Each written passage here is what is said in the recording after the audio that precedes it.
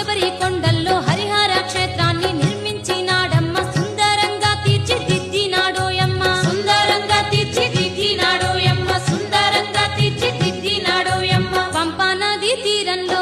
Manikanta